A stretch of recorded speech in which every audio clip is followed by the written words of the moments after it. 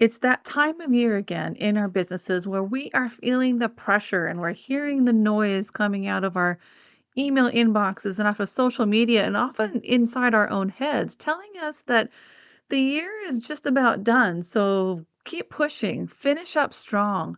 And sometimes we end up doing that to the detriment of our business, of our health and our family, and to the detriment of enjoying the end of the year and the holiday season. And then as soon as you catch your breath there, all of a sudden you're getting the message of it's time to get your plans ready for 2025, get your strategic planning in, join this, join that, and start the year out strong. My question is, does it really need to be that way? Is that the best practice for all of us? I'd like to explore this idea of getting ready for January 1st and consider that just maybe, there's another way for the rest of us. Hello there, and welcome to the Selah Entrepreneur Podcast, where we take a look at doing online business for women just a little bit differently. The goal here of each episode is to help women just like you find the clarity and the pace they need to confidently redesign their business so that it aligns with their values and purpose, and hopefully feel a lot less stressed in the process.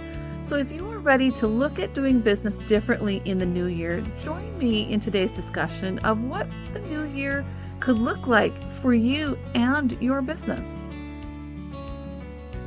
Have you ever heard the term Planuary? This is a word I heard several years ago, and I just kind of grabbed onto it and celebrated it.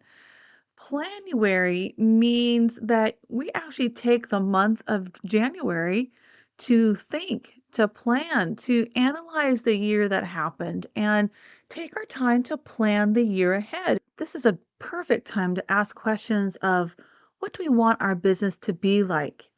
What do we need to change after we analyze our business in the past year? And looking ahead into the new year, how do we want to do business differently? Because the reality is, if we want to do business differently in the new year, if we're ready to approach business differently in the new year, guess what? That means we've got to think about and do business differently in the new year. The thing is that we get so much noise and so many opinions coming at us that we have to do business a certain way, that we have to have things done by a certain time. When we look at our businesses and we're feeling that pressure, sometimes in October and November and definitely in December, I think we need to ask ourselves the question, is this the way I really want to run my business? That's not the way I want to run mine. And that is a pressure I've been fighting against the last few years, and I've been really feeling it this year. And here's a message I want to share with you right out of the gate as we dive into this topic. You are not behind in your business right now. And the time of this recording and release, it is mid-December. You are not behind. If you get to January 1st and you do not have all your goals set, you do not have your plans for your business set, you are not behind. This is your business. This is your life. This is your energy. This is your health. This is your family. This is your season of life.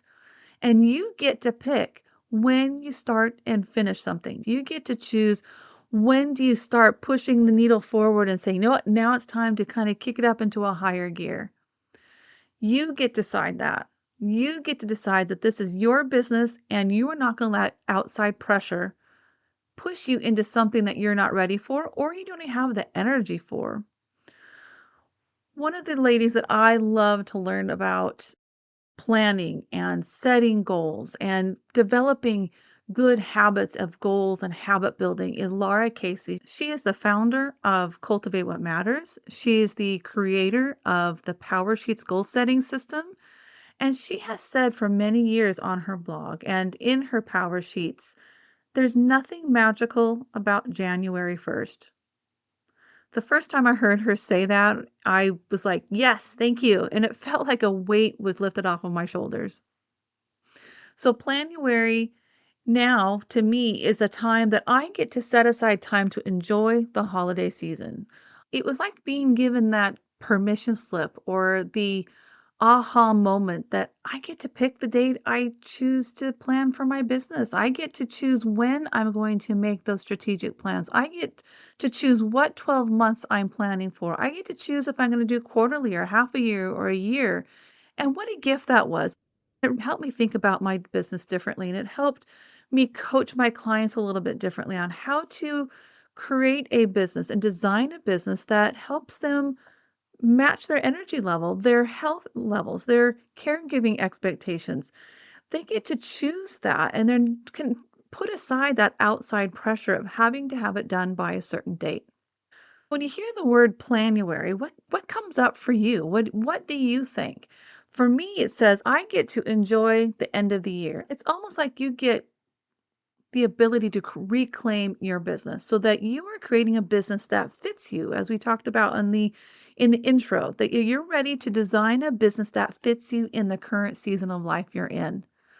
And for me, and a lot of the women I work with, Planuary fits our season. It fits the kind of business and year that we want to have in our business.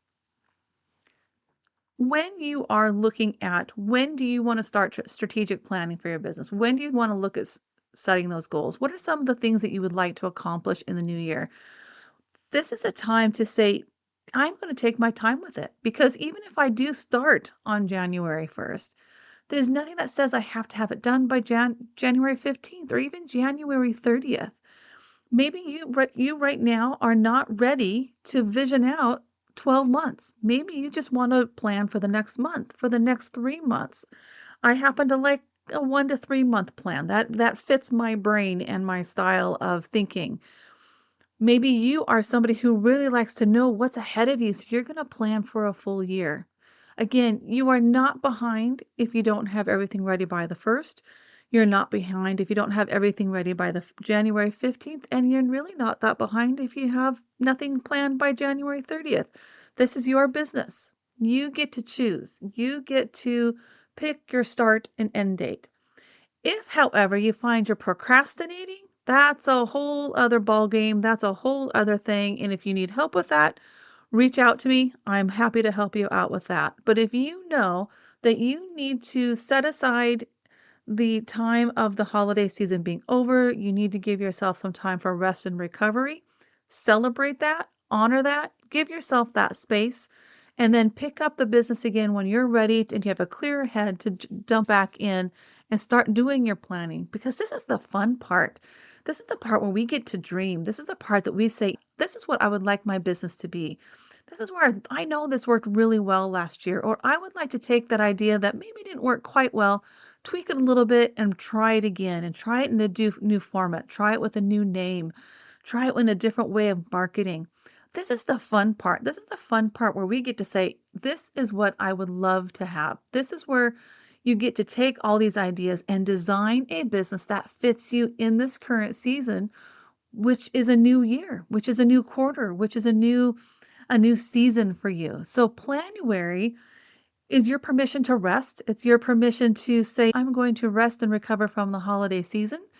And I'm also going to give myself the time I need to get my creative juices flowing again so that I can look ahead into my business and plan for the coming year. It's an exciting time. I don't ever want planning for my business, for me, or you planning your business for you to feel like a drudgery and a weight.